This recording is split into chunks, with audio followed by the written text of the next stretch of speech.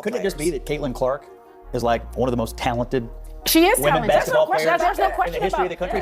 She does amazing things, and then people say, people say, all of a sudden, I'm now interested in something I wasn't before. Look at the attendance, look at the viewership, and then they watch the games, and she's constantly being abused. She was stabbed in the eye last night. She was not stabbed. And by the way, why would you bring up that elbow that she gave to another player? What just happened between Sophie Cunningham, Lexie Hull, and Caitlyn Clark? Moments ago, the basketball world was hit with a piece of news so devastating, so shocking, that fans are asking, is this the moment everything changes for Caitlyn Clark? But here's the thing, nobody saw this coming. Before we dive in, make sure you hit like, subscribe, and ring that bell so you don't miss the truth behind the biggest stories in women's basketball. Trust me, today's one you'll remember.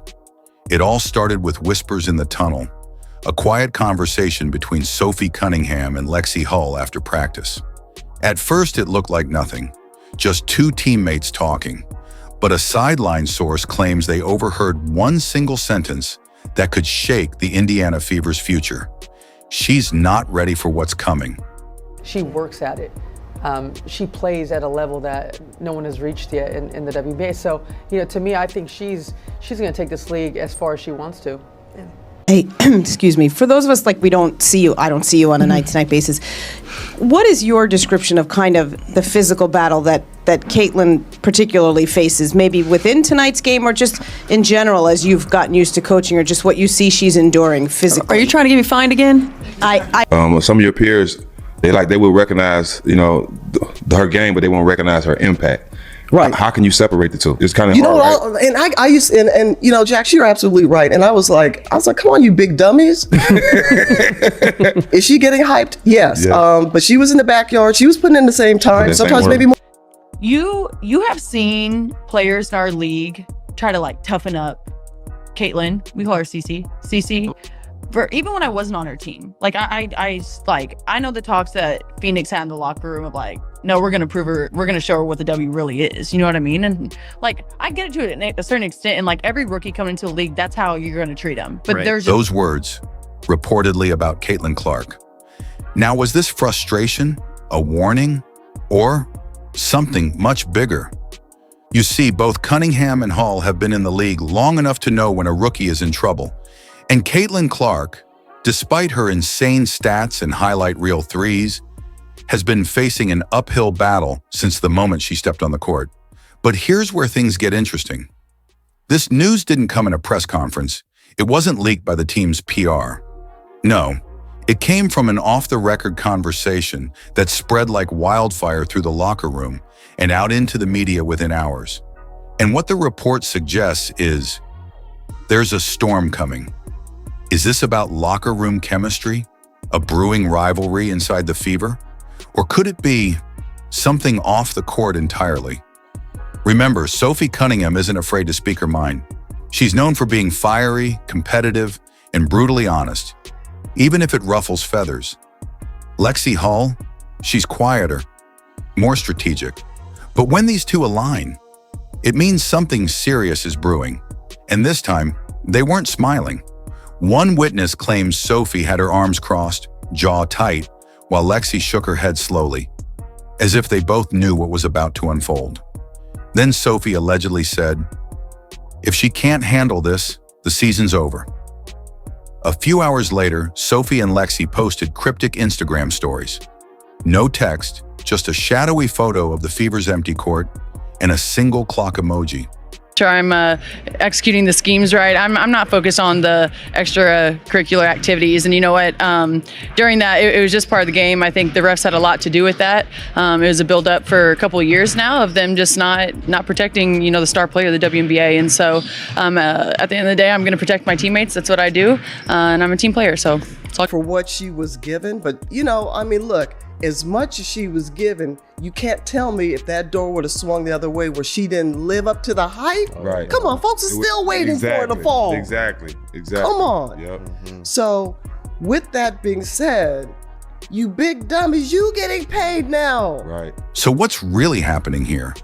Could this be about the pressure cooker Caitlyn's in, with the entire sports media spotlight on her every move? Could it be about team strategy, With the Fever struggling to find the perfect balance between rookie brilliance and veteran leadership? Or is there a behind-the-scenes conflict that the public hasn't seen yet? Fans are already flooding social media. If Sophie's calling her out, Caitlyn better take it seriously. Hull doesn't speak unless it's important. Something's up. This could break the team apart before playoffs. What do you think? Is this tough love or something way more serious? Drop your thoughts below. I'm reading every single comment. And if you're here for the real stories nobody else tells, hit that subscribe button right now. Here's what makes it even crazier. Just last week, Caitlyn was praised by the Fever's coaching staff for her resilience. So why would two veteran players suddenly hint at trouble? Some insiders believe this isn't about skill, it's about mindset. The league has been physical, borderline brutal towards Clark, and veterans like Sophie know exactly how unforgiving the WNBA can be. Imagine you're Caitlyn, carrying the hopes of an entire fan base, dealing with aggressive defense every night, and still expected to deliver highlight after highlight. Now imagine two teammates quietly questioning if you can survive what's coming next. That's not just pressure, that's a test. And here's the part that should have every Fever fan paying attention. Cunningham and Hull reportedly have a private meeting with the coaching staff scheduled for later this week. And it literally like pisses me off when people are like, she's not the face of the league. Who would be? What? Sabrina? No. No, there's really good, well-known people in our league. I'm not discrediting them. Like, we have a lot of badasses in our league. Yeah. Like, hell yeah to that. I'm all for that. But when people try to argue that she's not the face of our league, or if our league would be where we're at without her, you're dumb as Yeah. You're literally dumb as You guys played at Iowa. Sure why, but it just is what it is, and we've got to help her learn to adjust and use it against them in certain ways. We've got to find some ways to make it a little bit easier for her. But the level of physicality overall in our league has been at a different level than it's been for a long time. some injuries this game. But you know what? We're used to that. You know, we've had that at the beginning of the year. This is just another hump that we're going to get over, and we're going to... Nobody knows the exact topic, but the timing, uncanny. So, is Caitlyn Clark about to face the biggest challenge of her young career? Are Sophie Cunningham and Lexie Hull trying to protect her or warn her? And most importantly, is this devastating news the kind that ends seasons or sparks miracles?